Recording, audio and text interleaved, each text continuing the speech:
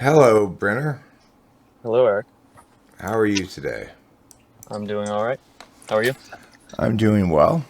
Thank you for asking. So, apparently, you'd like to know what your personality type is, huh? I would. Can you tell me how familiar you are with my approach to typing people? I'm fairly familiar, but I don't really know exactly what's going on in your head.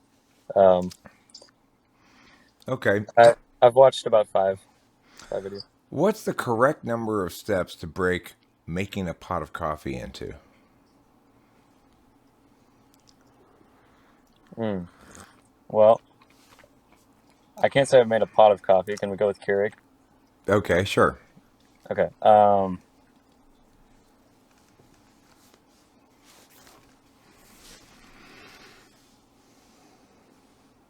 Five. Okay. And what are they? Okay. Placing the K cup into the machine, getting a mug, and then removing the mug, putting in milk, then turning in sugar. But don't you have to remove the old K cup first? It is courteous to do so. Yes. So you're assuming that whoever used it before you was polite, and that's why Sorry. they. Misunderstood what you were saying. Yes, that would be necessary if there's an old K-cup. Okay, interesting.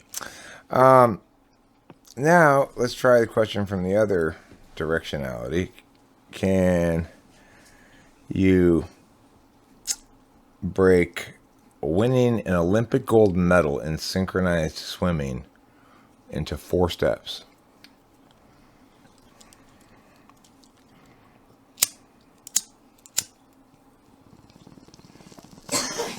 I mean, okay. Uh,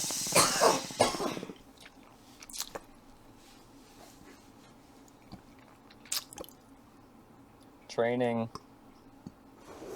augmentation, uh, discipline, and execution. I would say maybe that's a good list. I would go choreography's got to be one of them. Oh, right. But and then I would say maybe something like practicing for choreographical precision versus endurance training, and then lastly, mastering the moment. Yes. Good one. Okay, interesting. I think I think either of those answers would be equally good answers to the question. It's such a vague question, you know. Yep. Like if let's say I were a an eighth grader entering into my ninth grade year, and I came to you and I said, Brenner, can you help me to be cool in high school? I failed to be cool in middle school, and I'd like to do a better job of being cool, but you're cool, but I just can't seem to pull it off. Can you help? Give me some advice? How should I be cool? How can I be cool? Stop trying. Also, um, I don't know how you're dressing, but maybe change the way you dress and maintain good posture. So do you think I'm making too much of an effort to be cool in the status quo? Yeah, if you're so concerned about being cool. Well, I wasn't originally, but people are constantly yelling at me. You're so uncool. Oh, I see. Okay.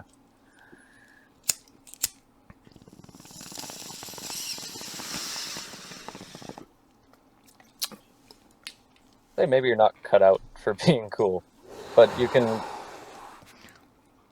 What do you think the Okay, most likely culprit is as to why people don't think I'm cool? you're too different Too different, huh? from the norm. Okay. That's that's what comes to mind. But Okay, so got it. And the next day I show up and I've got all these like my perceptions of normalized tropes, like a Britney Spears hat, even though it's 20,021, you know. Okay, let me ask what do you value more when they are in conflict? Being smooth or being right? When they're in conflict, oh, that's tough.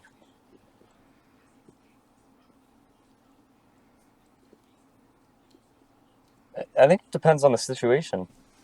I think I would more often go with being smooth, but being right is important in certain situations.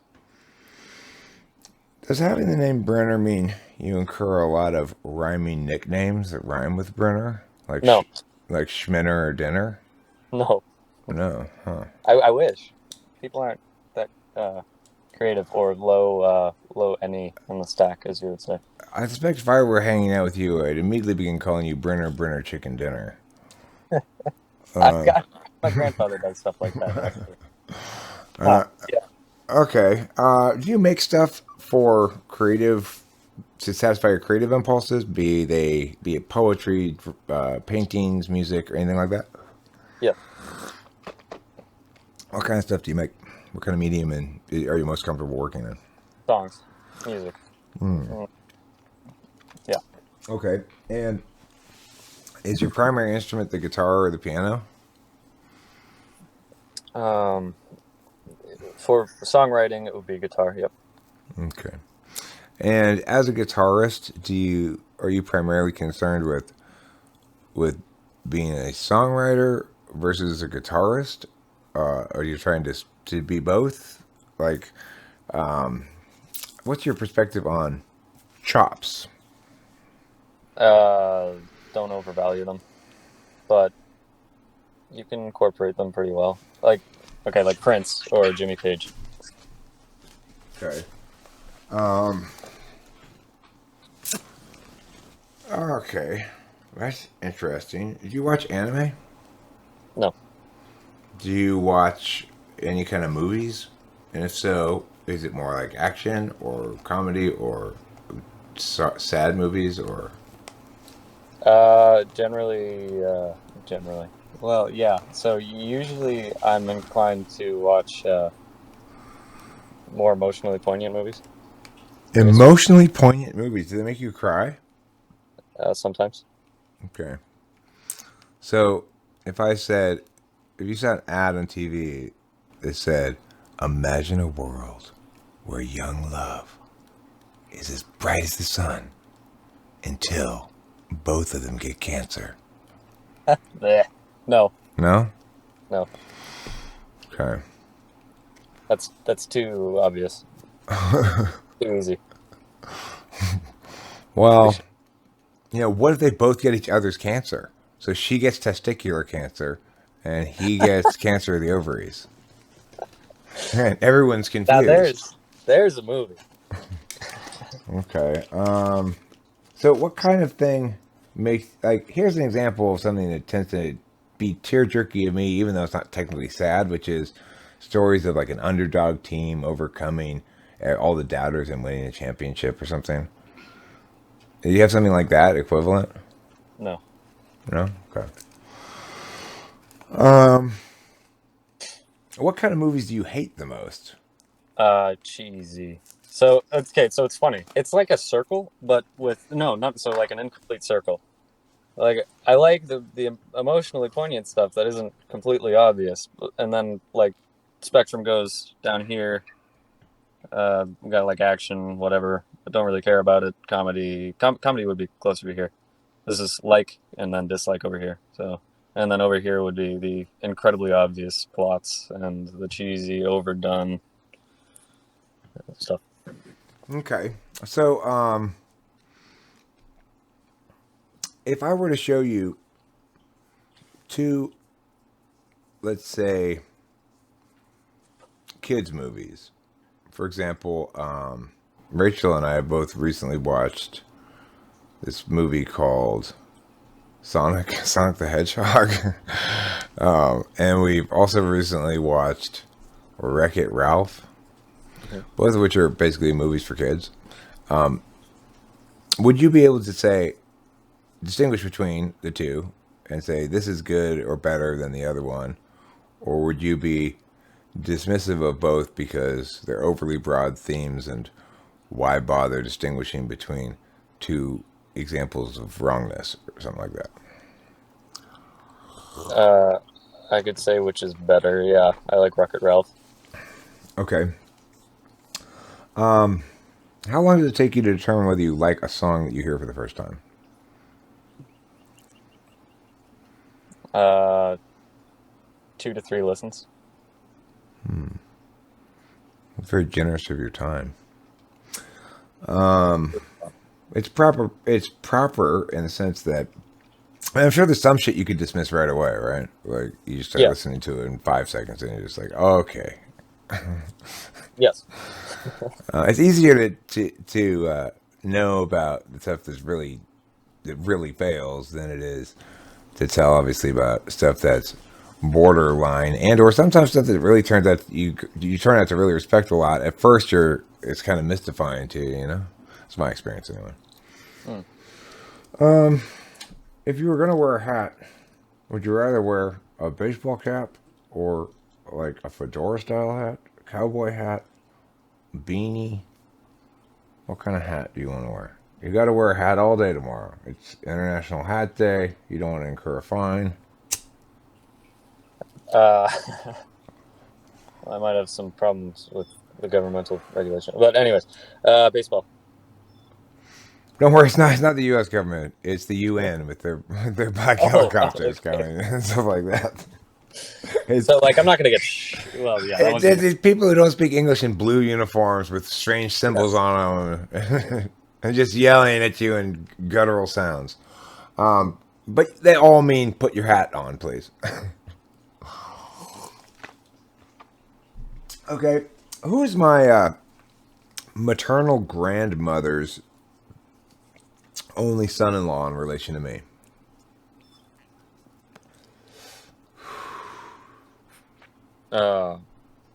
Maybe your father. You are correct, sir. If only peanut butter sandwiches cause anaphylactic shock, and I'm currently enjoying anaphylactic shock, does that necessarily mean that I've eaten a peanut butter sandwich? No. Okay, why not? Wait, sorry. Can you repeat the question? I was thinking about something. If only peanut butter sandwiches cause anaphylactic shock, and I have anaphylactic Yes. shock, okay. If all anaphylactic shock is caused by peanut butter, and I've eaten peanut butter, do I necessarily have anaphylactic shock? No.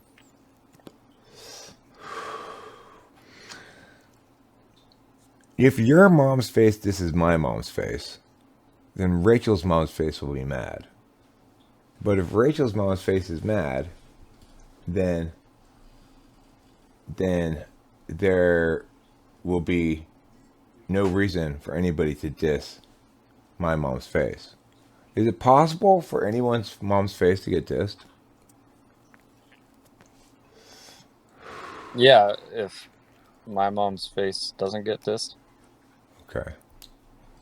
I guess Rachel's mom's face could still get dissed in that example. I'm not sure what the answer is, but Okay.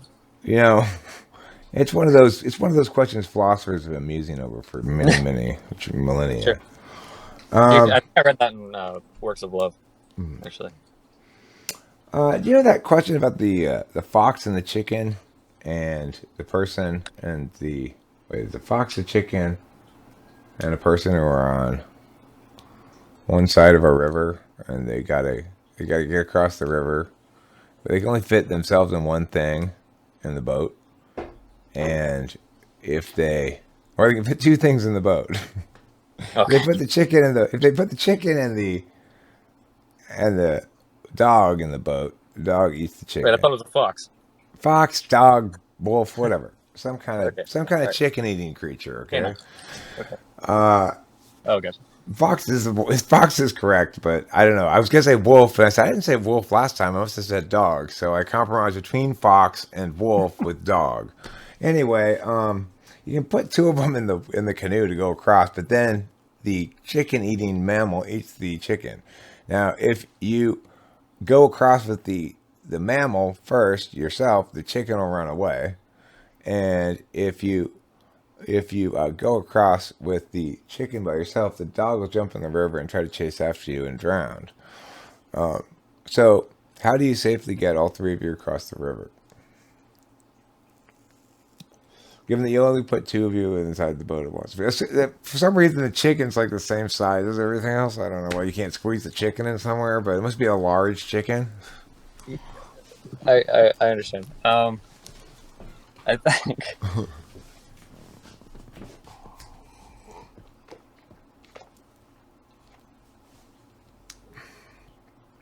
All right. No, I don't know. I don't know either. I don't. I'm sure I'm asking the question wrong, and I don't know what the answer is. Okay. But I I thought it was worth asking anyway. Apparently, so I can think of really stupid ideas, but nothing that would actually nothing that works really. I mean, Like throw the chicken really high and then hope it flies across. okay. Well, how about this? Now, if the dog chases you in the boat, then the dog drowns. But what if the chicken? If you just tie the chicken to the back of the boat, maybe the chicken wouldn't drown. Yeah. Or you could swim after the boat, Yeah. but then you still have the problem of the chicken Yeah. and the dog in the boat. Yeah. Maybe you could get the chicken to fly up ahead pulling the boat. Must be a very strong chicken. Well, maybe it's responsive to encouragement. Okay, enough about the chicken in the boat. So, let's see. How many synonyms can you think of for the word ransack? Pillage.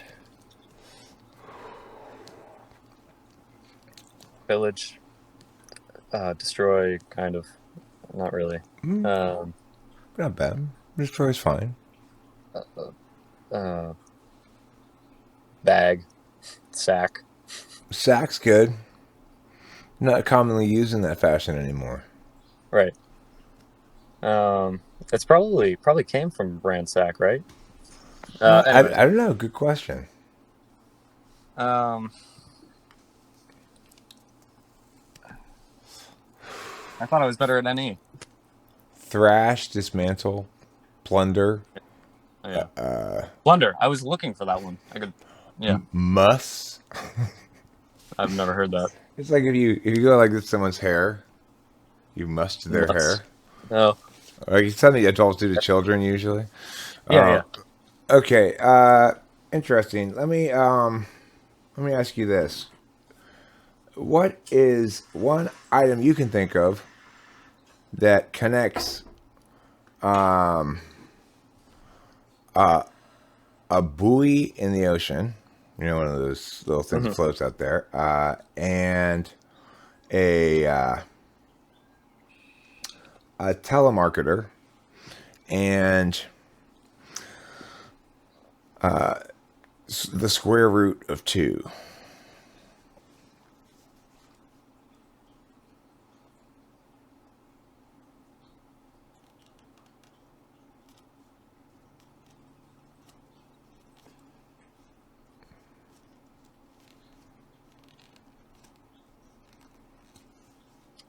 They're both annoying to certain living creatures.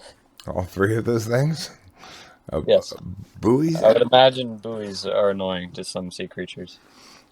I was having trouble coming up with a commonality there. The thing I came up with was waves, in the sense that the telemarketers communicating with the waves across lines, the buoys on waves, and square root of 2 is necessary for calculating certain wave to particle conversion functions. Gotcha. Okay. Didn't know that. I'm guessing that's the case. I don't really know. I'm just going to assume that NI to make my little notion here work, I guess.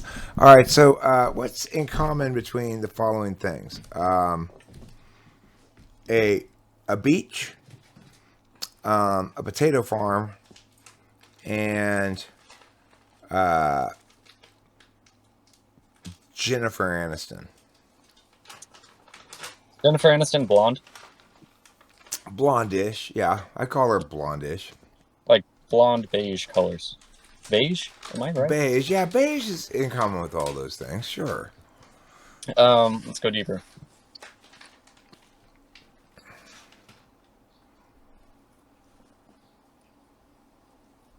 Hmm. What do the following things have in common? Beige, loud, and sultry.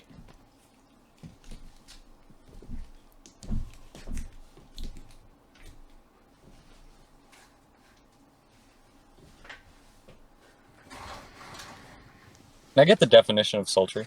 It's like hot and humid. Oh, well, they're all kind of imposing on the senses. That's true. I'm going to look up the definition of sultry. I think it's normally actually used in its sort of metaphorical sense to mean like a slinky woman who's Yeah, that's what like I. Jessica Rabbit or whatever. But Yeah. I think its literal definition is a weather term. But I'm going to Google it to make sure. Of where, yeah, adjective, number 1, of the air or weather, hot and humid. Number 2, of a person, especially a woman, attractive in a way that suggests a passionate nature. Okay. Well, that's interesting. Okay, so who are some examples of sultry women that you can think of that are famous, that celebrities or whatever, Sultry. that you deem as exhibiting the quality of sultriness?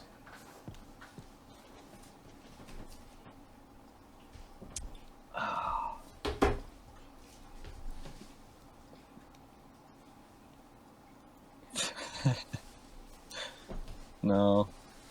The belly. No. No. Come on.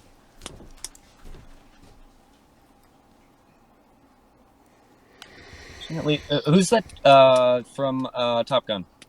Oh, that lady, Kelly McGinnis? Is that her Yeah. name?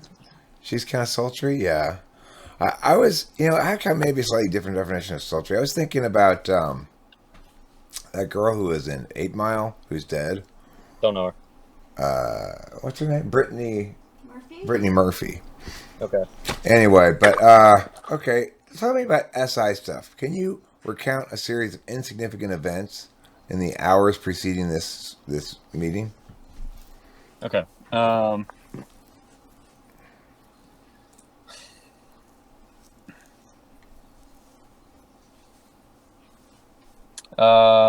I went to get gas at the gas station, and then I got out of my car, and I went down a train of thought about how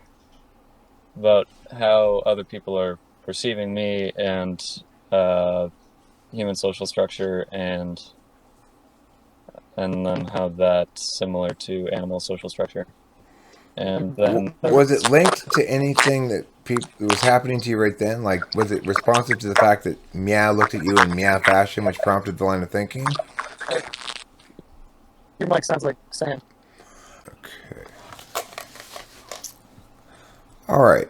So you were talking about the gas station, and I had asked you, when you had the train of thought, was it prompted by somebody looking at you or something you cited in the external environment, or was it a continuation of something you were thinking in the car?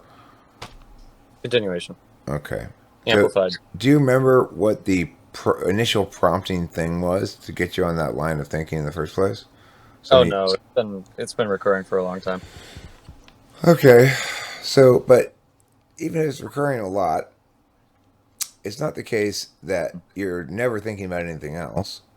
So, do you think that it's just when you leave the house you return to, or when you're not compelled to think about something more concrete, you return to this ongoing line of thinking that you've been returning to regularly day after day? Or do you think that it depends on your mood, or what? Yeah, I think it's a place I go to pretty regularly, but well, it's like a realm, and depending on my mood, I could go there, or I could go to another place, or well, yeah, I don't know. It's kind of always integrated. I don't know. What's your make yourself go to sleep strategy? It's No, it's nighttime. You think, oh shit, I need to go to bed because I get up real early in the morning. You lie down. You're feeling restless. What do you do? Melatonin. Does it work? Sometimes. Okay. What do you have any mental processes that you go through when it's time to go to sleep? No. Okay. Um, or do you sleep at a regular time every day? No. Do you get a regular number of hours of sleep that just sort of shifts various slots? Uh, I shoot for 7 to 8. Okay. Are you somebody who likes to take naps during the middle of the day? No. Okay. Um, so continue after you pumped your gas. What happened? I took a left out of the gas station and went home. Okay. And once you got home, what happened? I went inside, and my brother was downstairs. Okay. Can you make lighting a cigarette into as many distinct steps as you can?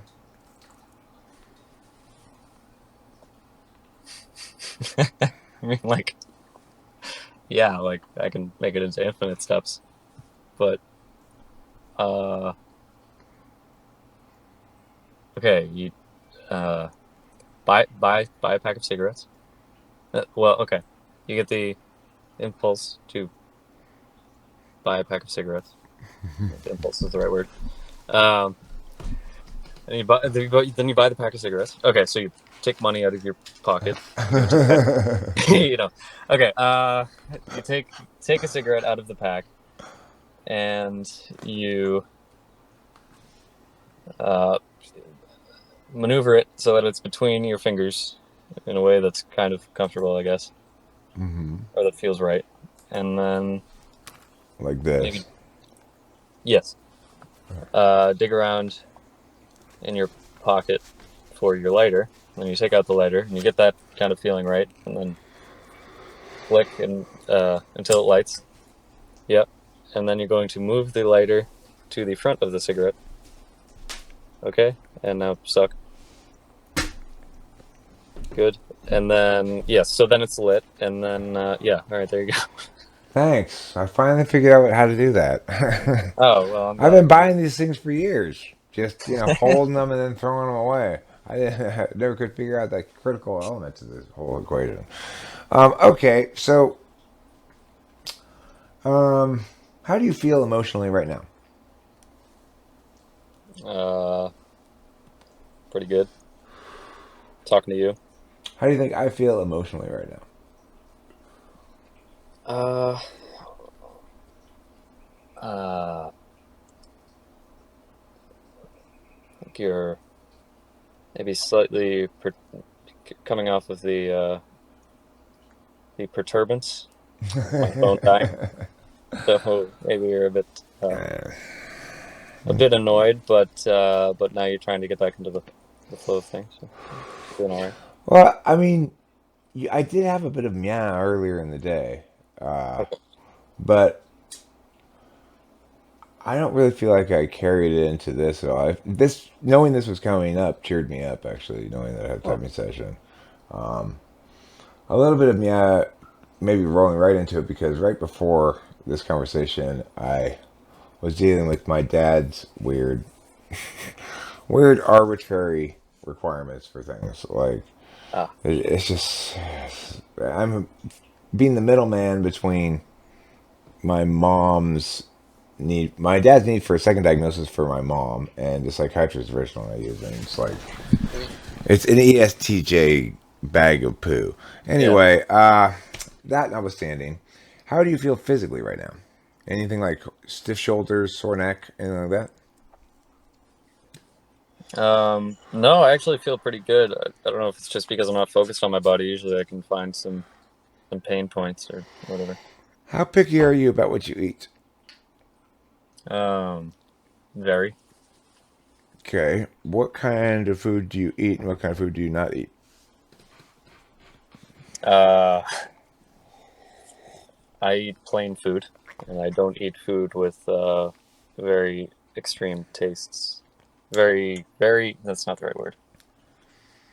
Very powerful tastes. Do you eat slowly or quickly? Quickly. Is so do you view Well, I don't know. Some of my friends eat very quickly, and like faster than me. So I don't know. But sorry, continue. do you view food as something you need to get into your body so you get adequate calories and nutrition, Yes. or or alternately, or in addition perhaps, as like an opportunity to socialize, but not really about the eating of the food? Hmm. I don't really like eating around people too much. Is there a reason for that? It's uncomfortable for some reason. Is it because you never learned to chew with your mouth closed? No. Okay. Is it because they didn't ever learn Sometimes. that? Okay. Sometimes. When somebody's being awkward on TV, does it make you feel sympathetic awkwardness? I don't know about sympathetic. I mean, like, it make you like sympathetic. Empathetic awkwardness? Well, what I mean by sympathetic is in the sense that these two fingers are sympathetic. Like, you can't really move one Oh, without yes. moving the other at all a little bit. All right, so let's switch places. I'll put that in the chat again because this is timing it. And Okay. here's the link again, and I'll see you there in a minute. Sounds good.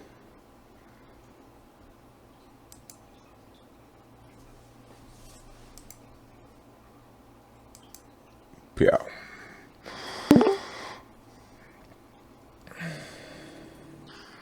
Okay. Um, how many uses can you think of for a rock that's shaped kind of like it's got like a V cut into it, but it's mostly just square rock? Uh, Stamping, imprints, mold, um, a sign, uh, part of a sign. Um, a nice coffee table decoration. If you go out to dinner with somebody, let's say it's one on one, Hmm. which of the following best describes your behavior in that context? Number one, you do most of the talking. Number two, you do most of the listening. Or number three, you adapt your talking level to how talkative the other person is. So you'll fill up. Adapt the talking level. Sorry. Oh, Yes. the third one? Yes. Okay. Um, do you feel in general that it's tiresome to have to sort of shepherd social grace after a while? Yes. Okay. What's more important to you in your own relationships, that your good friend, whatever, or whatever they are to you, something important, that be they be completely honest with you, even if it hurts your feelings, or that they be very supportive of you, even if it's not necessarily rational in their perspectives about things? Hmm. All right. What was the first one? Very honest with you, even if it's not, Oh, you might be then hurt yes. by it a little Sorry, I bit. thought there were three. Yes. The honesty one? Yes. Okay. What about how important is it to you that things be fair in a relationship versus things being positive in a relationship? Like both parties being positive about it and not stressing over whether you get a little bit more or I do, or both parties making sure to attend to the equity of things. The second one to a point. If it's really extreme unfairness, then I would jack up the fairness over the level of positivity, Okay. sacrifice some positivity. How much do you think calculating the fairness of the other person plays a role in your valuing of the relationship as a whole? Not much. Okay.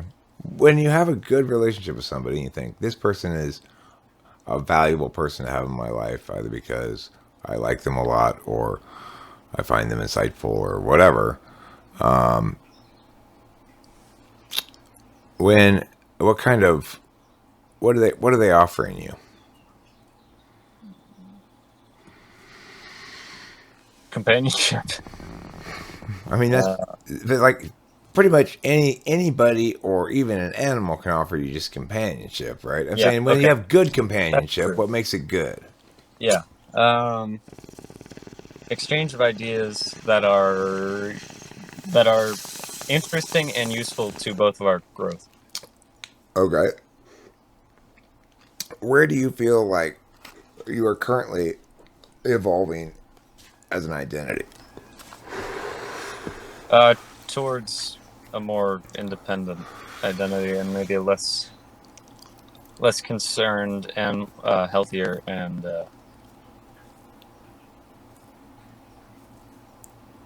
well, I'm at a really so I'm 18, so I'm changing quite a lot. Things are changing quite a lot. I just graduated. I think that independence is going to have a significant effect on the way that I view myself and the world, and I haven't exactly figured out what that means yet. But as I'm Plus, going, I mean, normally during their mid 20s, a lot of people hit puberty, so you got that to look forward to. that's true. That's true. Yeah, 18 obviously is a time of a lot of identity motion. Yeah. Do you think that a more evolved form of yourself or a more optimal form of yourself is one that is less hesitant or less impulsive? Less hesitant. Okay.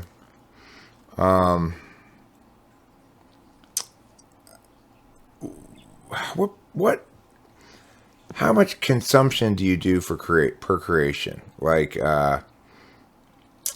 since I've been with Rachel, I do a much higher percentage of consumption, or a higher ratio in the consumption column for the consumption Yeah. to creation thing. What's your ratio like? 10 to 1. 10 consumption, one creation? Yeah. Okay. But And when you create a song, can you talk to me about your creative process? yeah. So usually it'll be music that comes out in some way from the ether or whatever. Feel a bit pretentious saying that. Um, and then the lyrics that come usually match the the, the feeling of the music, and then it's either garbage or it's decent. I don't think I've written a really good song yet, but I guess that's coming. And what do you can you describe what you're looking to hear from your own songs that you're still aiming for? Yeah, belief and truth and cohesion. Okay. Interesting. So, what are your actual perspectives on?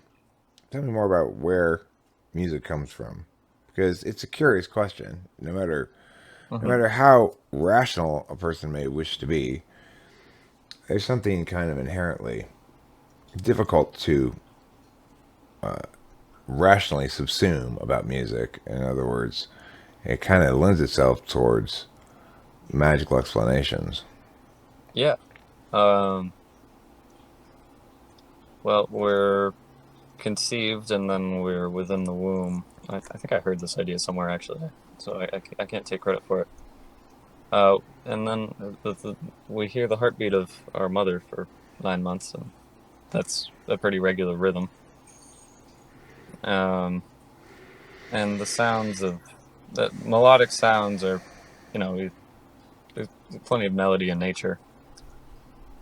And these things coalesce, and then there's the fusion of emotion into it, and we get a lot of our emotions, and we find our emotions a lot of times in nature, I think, and with other people who have heartbeats. So then is that we can keep going down this road.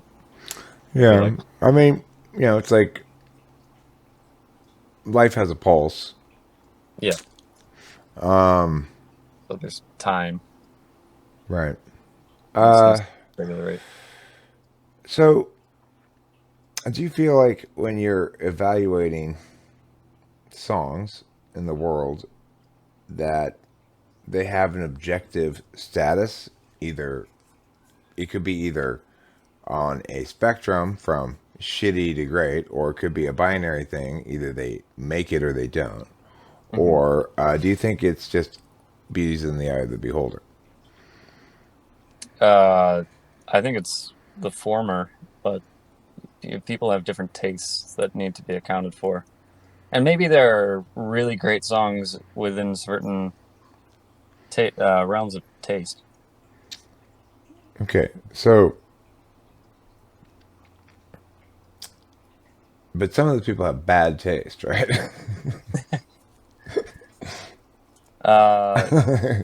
Mm, Boy. Okay. hang on. Yeah, maybe. But, I mean, I find certain people's tastes really freaking annoying, yeah. I mean, look, people can have bad logic, and we can all agree on it because logic operates like that, and this sort of we put the problem out there, and people can validate it independently and so forth. Yeah. And so nobody really blinks much when somebody goes, "Well, they've got bad logic," but Yeah. I see taste as But just as logic definitive, even though it's more mushy. Yeah, but logic is removed from. You think of logic as removed from emotion completely. And when I'm talking about music, it seems to be more attached to emotion for a lot of people. So to insult their tastes seems to be, if I may, in bad taste. Well, yeah, it doesn't play well. Yeah. It doesn't play well to go around saying, not only do I disagree with your taste in music, but I am exclusively right. And the reason you think that's good is because you have bad taste. People don't like to hear that. Right. And plus, I don't think my taste is the ultimate good taste.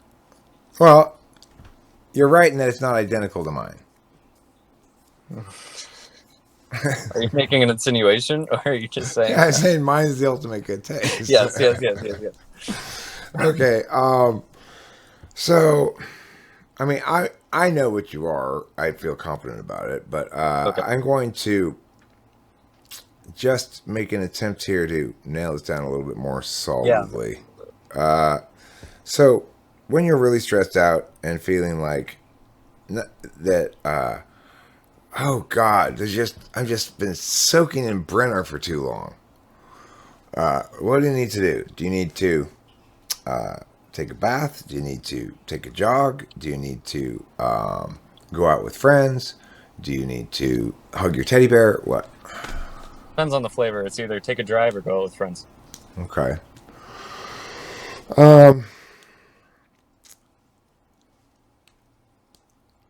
So, what do you think? Do you encounter people in the world who you believe are either using their own experience and generalizing too much from it, and you can intuit or believe that they are likely wrong because of that reason? Or, alternately, do you encounter people in the world who you think are using a general rule where it's inappropriate because the situation is too much defined by the particulars?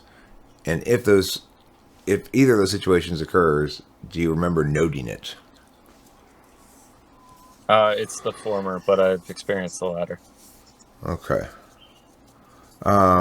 And so, do you ever do you ever wonder about your own management of the experiential and non-experiential frames in terms of knowing things, or do you find one of them more challenging to grasp conceptually? Uh, the experiential, maybe. Mhm. I don't know. Can you restate that question in slightly different terms? Sure.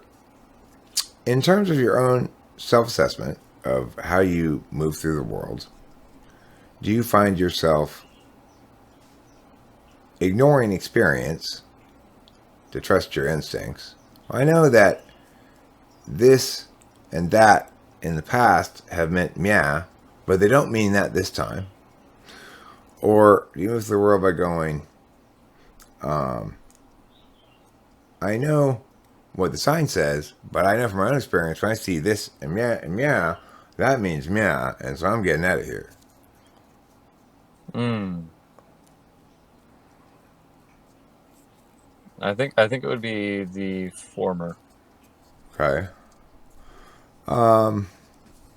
Can you come up with an example in your own life of somebody demonstrating sour grapes? Could be towards you or just two different people with each other. Doesn't have to involve you at all. Of an instance where you witness somebody that you know behaving in a sour grapes fashion. Uh,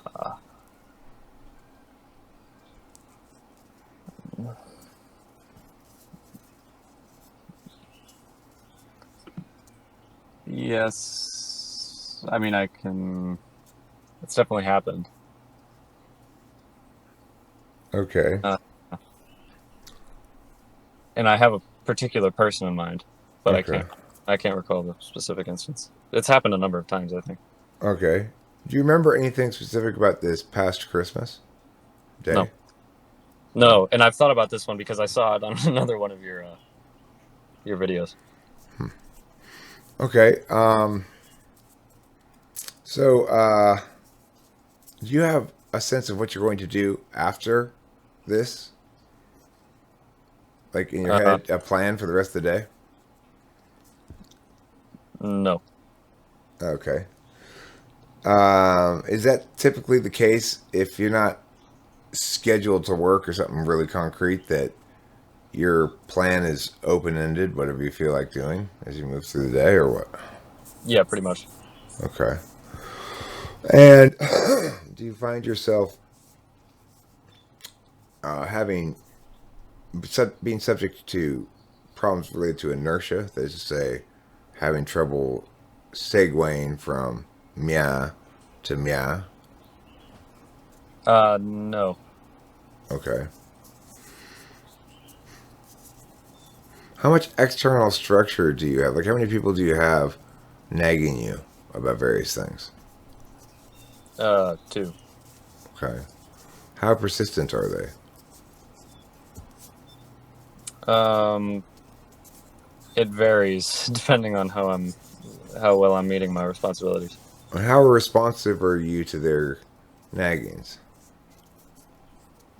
Mm, I'm reluctantly compliant. Okay.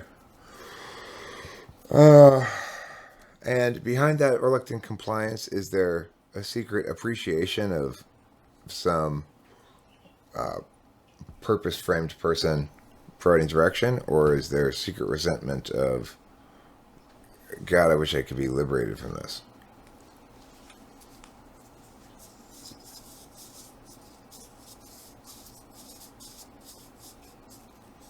Digging deep into Uh, Brenner. yeah, I think it's the former. I think I do appreciate it. Okay, cool. Well, I think you're an INFJ. I don't know what you thought you were coming in, but Uh, everything about you says to me INFJ. The only other possible thing you could be would be potentially ENTP, but everything you're telling me correlates a lot more with a knowing type in general, I think, than an action type. Okay. What did you think you were coming in? INTP or INFP? Okay. INTP might be a possibility. Let me double check the TI stuff a little bit. You're definitely not an INFP. Okay.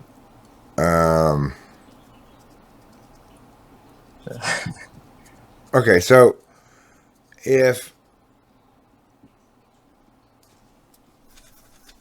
let me ask this: Hmm. if either P or Q, then R, and not R, what can we conclude?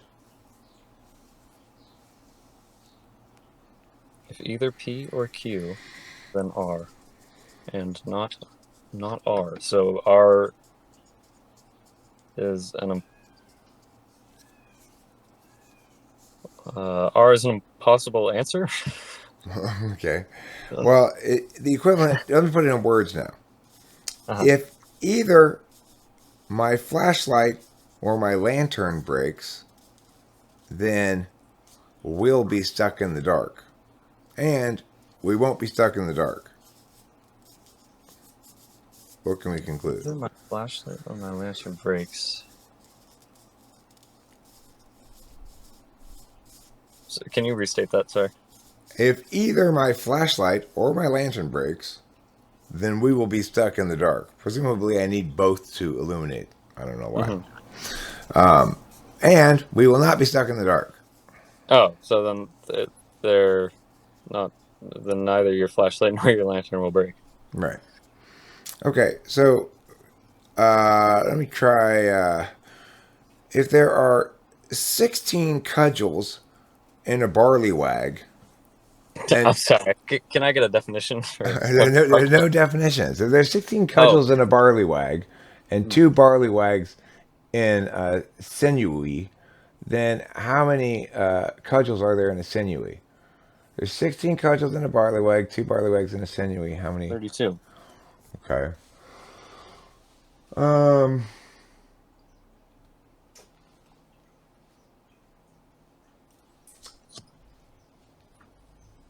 Okay. Who is my mother's only sister's only niece's brother's father's sister-in-law's husband in relation to me? No. Is it you? No, it's my Okay. uncle. Okay, you're an INFJ. You're not an INTP, and you're not an INFP. Okay.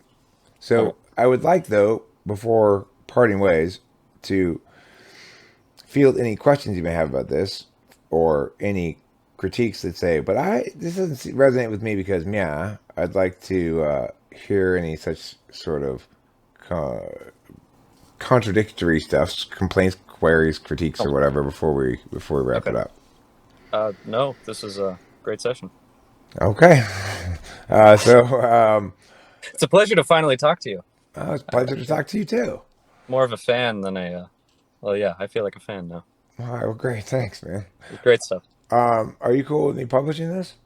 Yeah, absolutely. All right. Great. Thanks. I will do so. Awesome. Have a good evening. You too. Bye. Bye.